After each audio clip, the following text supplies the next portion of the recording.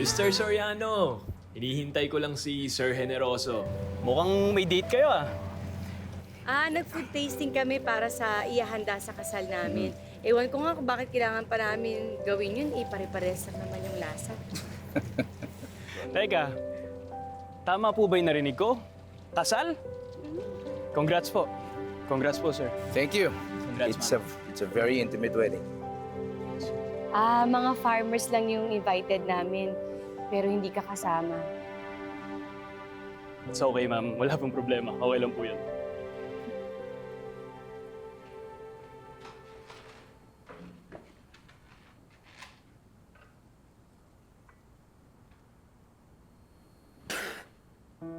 Berlen! Hoy, ano to? My God, ang tagal-tagal mo na sa amin. Hindi mo pa rin alam yung timpla ko? Yeah!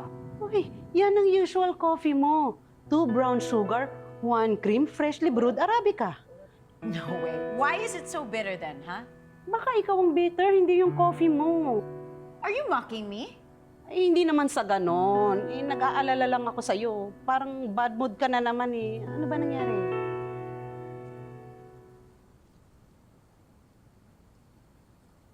Ikakasal na si Grace at Carlos.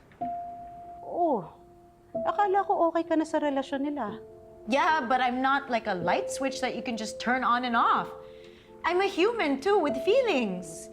And I spent my days around Carlos and masakit lang tanggapin na he was able to move on so quickly. Ako, kailangan mo na rin mag-move on. Gaya ng kapatid mo. Lumalove life na. Huh? May boyfriend na si Hailey? Oo nga pala, maglilinis pa ako ng alulod at saka maglalaba. Busy ako eh. Belen, tell me. Ma'am Venus, nag-promise ako kay Hailey. Sa totoo nga. At sa'yo pa talaga siya nagsabi. I'm her sister. I should be the first to know, for heaven's sake. Nag-aalangan lang yun magkwento sa'yo kasi baka hindi okay sa'yo yung boyfriend niya. At bakit? Criminal ba yung lalaking yun?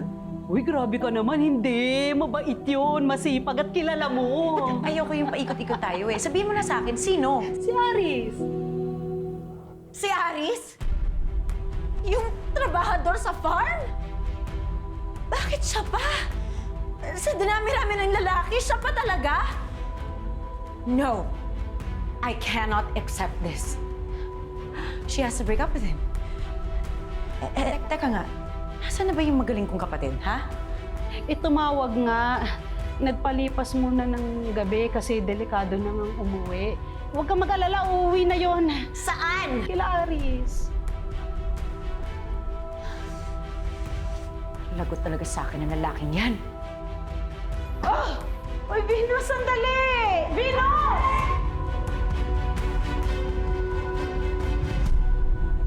O, dahan-dahan ha. Mainit. Wow. Thank you po, Yaya Marites, ha.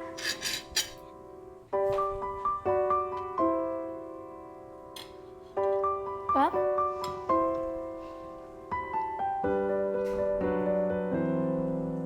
Oo nga po pala, Yaya Marites.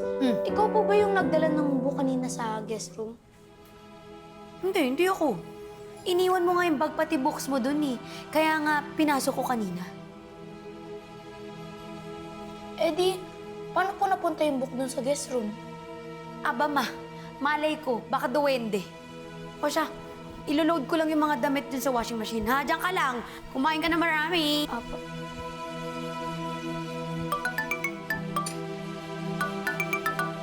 Si Daddy. Dad. Dad, di po kita marinig.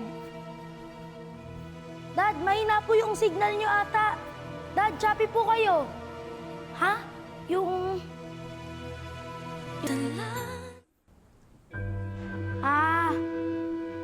Dad, ang hina po ng signal niyo. Di po kita marinig. Sige po. Ano po? Dad, mamaya na lang po. Mahina po talaga yung signal niyo eh.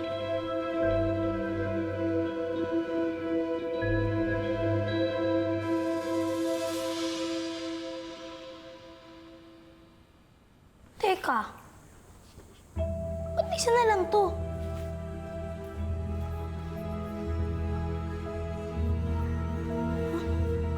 Ay, taray ah. Gutom naman ang alaga ko. Eh, Yaya Marites, nakakaisa pa nga lang po ko eh. Nakakaisang kagat pa lang ako. Promise. Isang kagat, kaya pala isa na lang. Paano nangyari yun? Bakit isa na lang? Ewan ko po.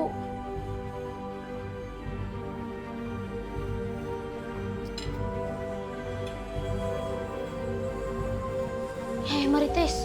Oh. Di po kaya totoo yung duwende? Duwende? Pwede. Baka pinagtitripan ka. Alam ko na. Ganito gawin mo.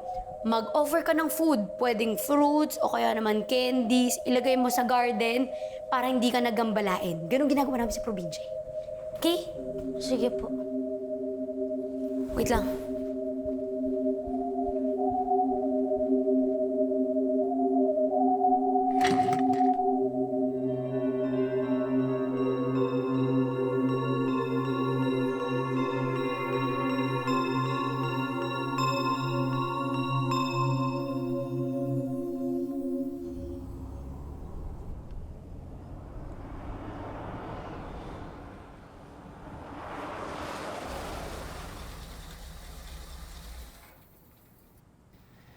Ano?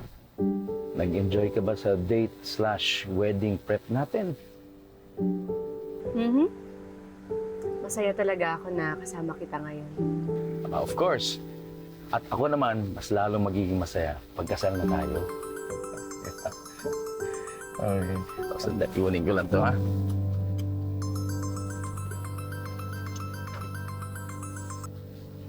Hello?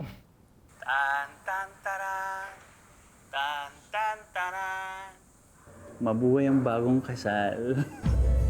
Anong ibig mong sabihin? Kasi ako invited eh. So ngayon pa lang, I'm making a mock of your wedding. Dahil baka hindi kayo matuloy sa altar ni Grace. Ilan mo na kami. Hindi ka pa nagsasawa? Hindi kita mapagbibigyan dyan.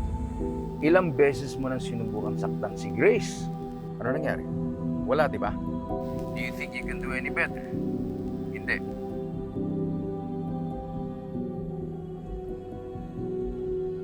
Carlos? Si Seth ba yun? Nagbabanta na naman siya? Huwag mong isipin yung Grace. Ayokong sumama ang loob mo dahil sa tawag niya.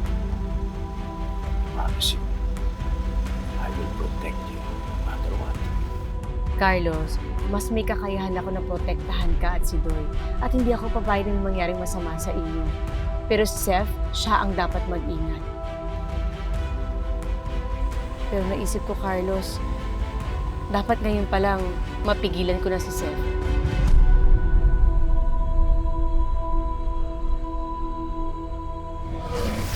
Aris broke up with me dahil sa'yo. Eh di good! You're so unfair and cruel! Kayo na mga uri. Kinuha niyo yung pamilya ko! Kaya hindi mo walang galit ko sa inyo! Bakit ka nandito? Teka muna. This is ridiculous. Alam mo bang peligroso itong ginagawa ninyo? Pag may nakakita sa yung kakaiba kang bata, nandiyan na yung mga bad guys kung anong gagawin sa iyo nun, hindi ko na alam. Tita Venus. Do I know you? The kid is also an alien. Gawin niyo lahat para madala niyo siya dito. Kasi kung talagang alien siya, kailangan na kailangan. Kailangan ko puntahan si Seth. Alam ko kung nasaan ang nanay niya. Maghiwa-hiwalay ang katawan ng alien na yan. Venus, kailangan ko nakakampi niya. Hindi ganun kadali na mabura ang galit mo kay Grace. Lalo na ngayon, ikakasal sa Carlos.